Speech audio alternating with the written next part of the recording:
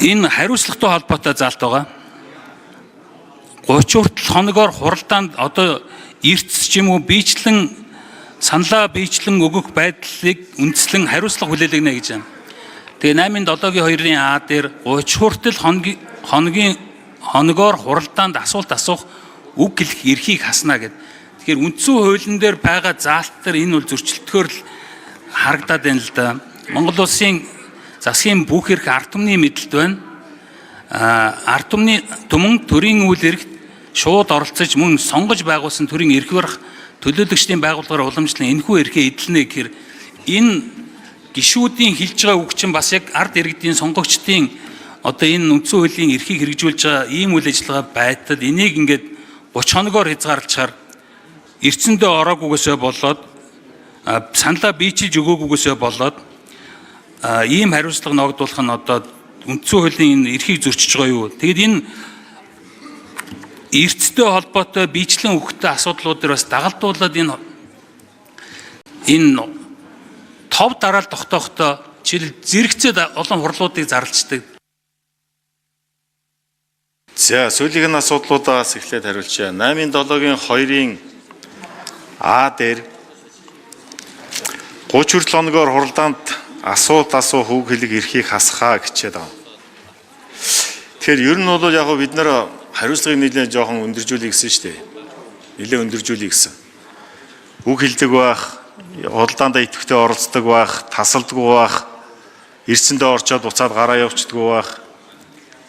За тэгээд санал өгөх бүрэн эрсээрээ өгжээж одоо үйл ажиллагаанд өөрөөр хэлбэл гарч байгаа хууль бүрэн дүүрэн одоо батлагддаг байх гэх мэтлэн одоо зөндөө олон асуудлууд бид нар яригадаад байгаа.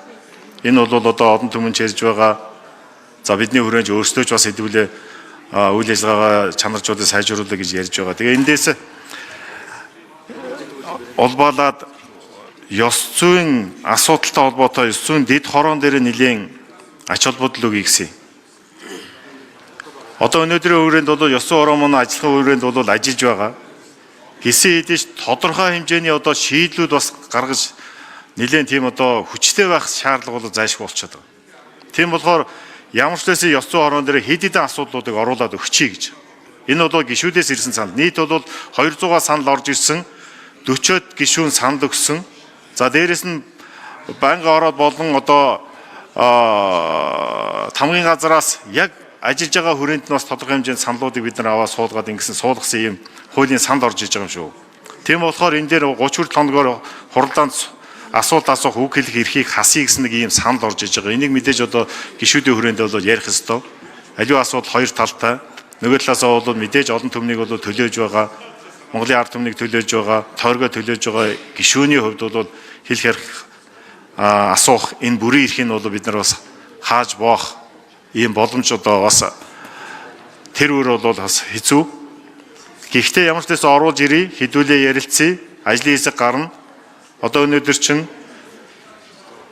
нийт парламентэд байгаа намын бүрэлдэхүүний хэмжээнд одоо том ажлын хэсэг байгуулагдаад ингээд ажиллана л гэж байгаа юм шүү. Гишүүн саналаад заавал одоо тэ биечлэн өгөх зохицуулалт нэмээд улсын хурлыг хэлсэж байгаа асуудлаар гишүүд маань идэвхтэй үйлдэлээр саналаа өгнө. Дэмжиж болно, дэмжихгүй байж болно. Тэр чөлөөтэй. Ганцхан дэмжиж байгаа бол дэмжиж байгаа саналаа биечлэн өгч, дэмжихгүй бол дэмжээгөө биечлэн саналаа өгч.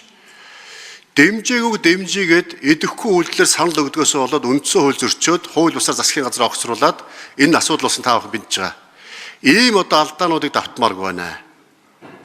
Тийм болохоор энэ улсын хурал дээр одоо хэлэлцэж байгаа асуудал дээр заавал дэмжихгүй гишүүний бүрэн эрх ганцхан биечлэн өгж хариуцлагад оролцдог байя гэдэг зохицуултыг тусгаж одоо наривчилж оруулж өгч байгаа. Тэгээ үүнтэй холбоотойгоор санал хураалтанд дээрээс биечлэн оролцохгүй бол тодорхой хуулийн одоо хариуцлага ёс зүйн хариуцлага хүлээхээр ийм зохицуултуудаас орж ирж байгаа. Ингэж өгөхгүй бол үндсэндээ улсын хурлын үйл ажиллагаа хэлэлцэж байгаа хуулиуд маань ингээд эсвэл дэмжээгүй дэмжигээд батлагддаг уу хууль унаад байдаг эсвэл унгаахгүй тулд асуудлаа шийдэж чадахгүй хурал гацаад байдаг ийм юмруу орчих гээд байна. 2024 оноос хойш одоо манай 9 дахь удаагийн парламент нийтдээ 57 одоо байнга хуралдаж чадаагүй байна. Энд эрс хүрэхгүй шалтгаанаар 40 орчим удаа эрс хүрсэн ч нөгөө саналаа өгөхгүй асуудал нь унаад байсан учраас одоо яахаарахгүй хойшлуулах шалтгаанаар оролдохгүй байх иймэрхүү тохиолдол гарч байгаа. Тийм болохоор одоо илүү одоо саналаа бичлээ өгдөг байх зохицуулт орсон. Улсын хурлын гишүүнд үг хэлэх хариуцлагатай холбоотой байнгын хороодын даргалыг сонгох үг хэлэх эрсдлийн асуудал ярьж байна. Ер нь статистик үзүүлэлтүүдийг одоо ч гэсэн мэдээлдэг. Хуралдаанд оролцсон, оролцоогүй, тасалсан, чөлөөтэй, гадаад томилолтой, дотоод томилолтой, өвчтөй. Дээрээс нь санаачилсан хууль, ажлын хэсэг ахалсан, ажлын хэсэгт орж ажилласан байдал. Энийг илүү чанарын хувьд тийм үү. Хууль санаачилж ийн гээд хууль санаачилтын нийт хамттан гарын үсэг зурчаад баланхан дээр нь тэр гарын үсэг зурсан өөрийнхөө санаачилсан хуулийнхаа эсрэг саналаа өгдөг. Эсрэг асуулт асууж, эсрэг дэмжихгүй үг хэлдэг.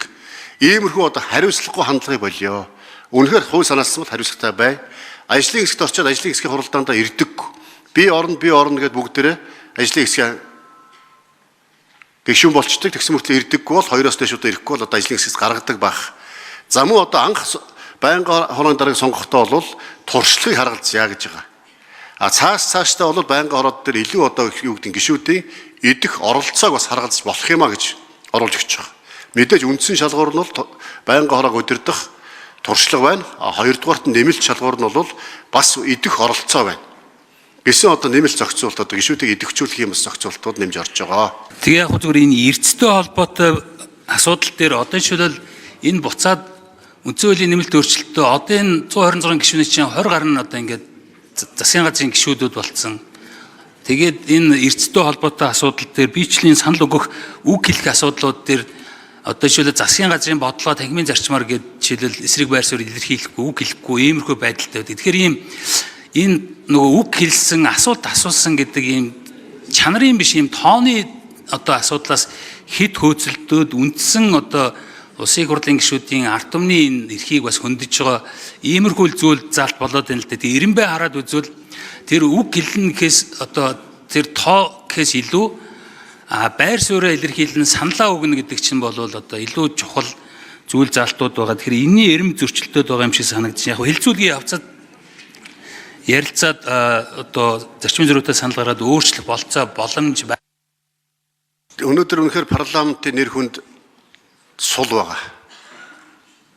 Энэ юутай холбоотойгоор парламентын үйл ажиллагаа зохион байгуулалттай холбоотой. 2020-24 оны парламентыг харьцуулахад өнгөрсөн 2 жил 24-өөс 26 хүртэл бидний баталсан хууль 20-24 онд баталсан парламентын хуулиудын 10% нь хүрэхгүй байна.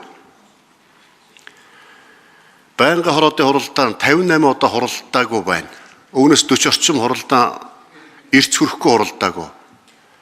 Үлдсэн 20 хуралдаан нь эрц хүрчээд асуудлаа шийдэж чадахгүй эрцэндээ орчиж саналаа өгдөг гараа явчихдаг. Байнгын хороодын хуралдаан дээр их хурлын 5 гишүүн сууж байдаг. Засгийн газраас 50 удаа албаагч ирээд хүлээгээд өдөржин хүлээгээд ингээд явж идэг. Иймэрхүү үйл явдлууд ч одоо үндсэндээ парламентын нэр хүнд унгаагаад байна шүү дээ. Энийгээ тэг хэрхэн яаж шийдэх? Бид өөрсдөө эхлээд нэг дээрээ суудлаа олохгүй бол доороо гүйдлээ олохгүй гэж өөрсдөө бусдад үлгэр дуурайлалтаа, манлайлалтаа, хүлээн зөвшөөрөх төс байдалтай ажилладаг болчоод засгийн газартаа, ард иргэдтэй бусдад байгууллагуудад шаардлага тавьдаг бидэн шиг ажиллаач гэдэг олмоор байгаа. Тийм болохоор эхлээд өөрсдөө дотоод асуудлаа зохицуулъя гэдэг юмуд орж ирж байгаа. За дээрэс нь одоо хяналт шалгалтын тухай хууль, дэгийн хуулиудаа та бүхэн үзээрэй. Улсын хурлд хүндэтгэлтэй хандах, улсын хурлын гэм үү үйл ажиллагаанд буруу зүрх мэдээлэл өгөхгүй байх, хяналт шалгалттай холбоотой зохицуултыг улсын хурлын хяналт шалгах бүрэн эрхийг хэрэгжүүл засгийн газар хяналт тавих эрхүүд нэлээд нэмэгдэж байгаа.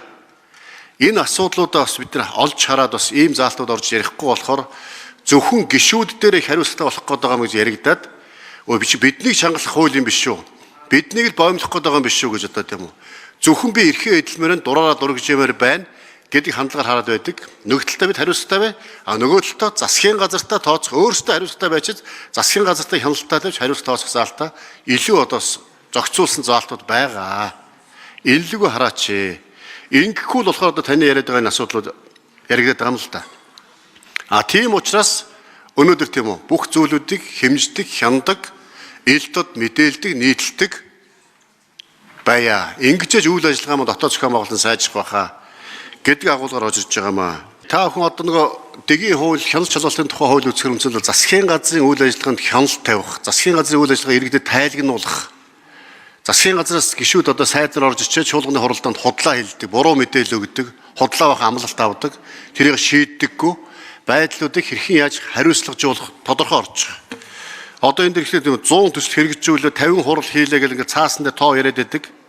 Улсын хувьд ажиллаа тайлгнадаг. Энийг тийм яг бодиттой иргэдийн амьдралд, ард иргэдийн амьдралд ямар үр дүн гаргав? Инфляци яаж бууруулав?